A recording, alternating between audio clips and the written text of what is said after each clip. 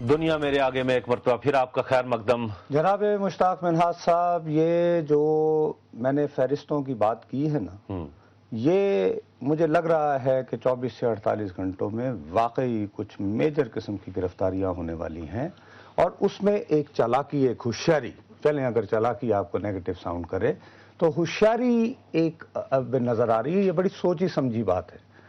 بات یہ ہے کہ جب سے یہ بات ہوئی نا، reformed general sales tax, flood tax, یہ وہ، تو ایک پورے ملک میں یہ ہے کہ جناب یہ کیا کر رہے ہیں، ہمارے ہاں کرپشن ہو رہی ہے، لوگ لوٹ کے کھا رہے ہیں، بجائے ان پہ ہاتھ ڈالنے کے، کرپشن کرنے کے آپ ہم سے اور پیسے لے رہے ہیں۔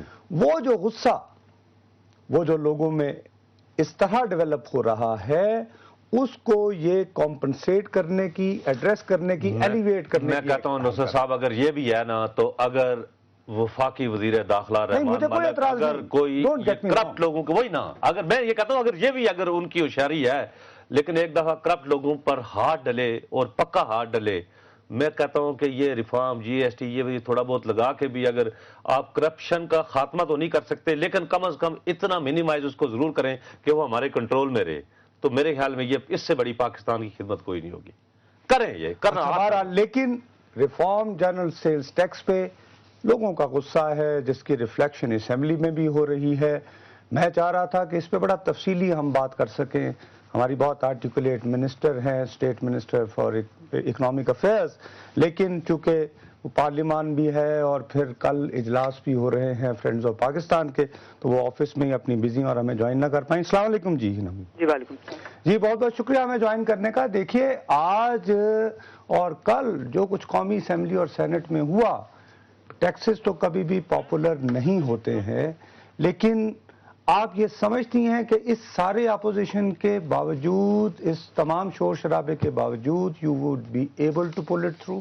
دیکھیں نصرت صاحب، I think that's a very good question, لیکن اس میں جو اس سے بھی پہلے کویشچن آتا ہے وہ یہ آتا ہے کہ ہم یہ ضرور جانچ لیں کہ اگر حکومت ایک یہ چیز کرنا چاہ رہی ہے اور اس واویلے اور شور شرابے اور اپوزیشن کے باوجود کرنا چاہ رہی ہے، تو اس کے پیچھے اس کی انٹینشن کیا ہے۔ اور میں آپ کو بڑے سمپل طریقے سے ایکسپلین کرنے کی کوشش کروں گی۔ اس سے جو کیبنٹ میں بھی سمری گئی، ہم دیکھ رہے ہیں اس اگلے 6 مہینے میں کوئی زیادہ سے زیادہ 22 بلین روپے کلیکٹ ہوگا۔ جو دوسری چیز ہم نے کہی کہ آپ صرف 10% آف یور انکم ٹیکس، جو آپ کا انکم ٹیکس بنتا ہے، ناٹ 10% آف یور انکم، مطلب اگر آپ 10,000 روپے آپ کا انکم ٹیکس بنتا ہے اور 1 لاکھ روپے کی آپ کی انکم ہے، تو صرف 1,000 روپے which is going to be 10% off the 10,000، وہ آپ کو لگایا جائے، اس سے کوئی 35 بلین تک کا آ جاتا ہے۔ اور اس پہ ایک ضرور اتنا شور نہیں ہوگا، نہ ہی اتنی مشکل ہوگی پاس کرانے میں۔ لیکن کیوں حکومت RGST کے اوپر بضد ہے ان سم ویز؟ کیونکہ اس سے آپ جا رہے ہیں towards documentation of your economy, جو کہ پاکستان کی جتنی ٹیکسیشن کی مشکلات اس وقت ہیں، اور جو ہم چور بازاری، ٹیکس چوری کرنا، ٹیکس چھپانا، جو ہم سارے کے سارے اس میں، مطلب we all as citizens of Pakistan I think are responsible for the fact کہ ہماری ریسورس موبلائزیشن جس لیول پہ ہونی چاہیے تھی وہ نہیں ہو سکی۔ اور پھر وہی لوگ جو کہتے ہیں کہ جی خود انحصاری پہ آپ ڈپینڈ کریں، آپ کو اپوزیشن لیڈر بہت sitting in parliament, out side of parliament کہتا ہے کہ ہم ایسی حکومت کے ساتھ نہیں جانا چاہتے جو کہ بیکاری ہو، جو لوگوں کی طرف دیکھے۔ لوگوں کی طرف نہ دیکھنا، IMF، world bank, ADB، USA کی طرف نہ دیکھنا کیا مانگتا ہے؟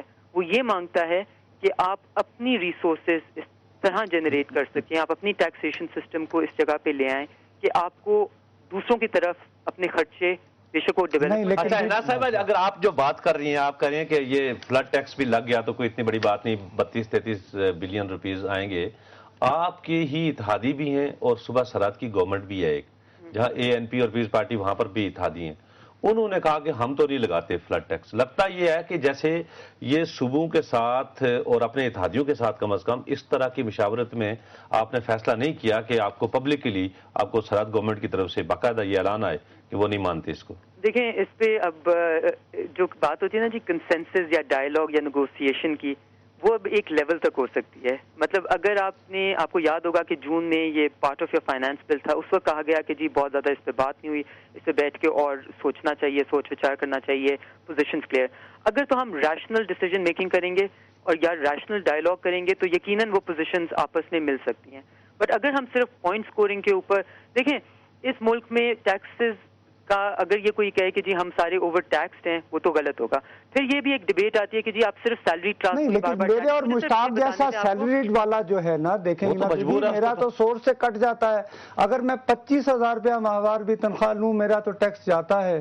دیکھیں 25,000 آج کل کیا ہے، اور ہم کتنے بنتے ہیں سارے بے تنخواہ دار؟ آپ کے پاس جی بالکل، میں آپ کو بتا دیتی ہوں. ایک تو 25,000 روپے جس کی تنخواہ ہے اس کا جو ڈیڈکٹ ہوگا وہ 100 روپے سے بھی کم ہوگا.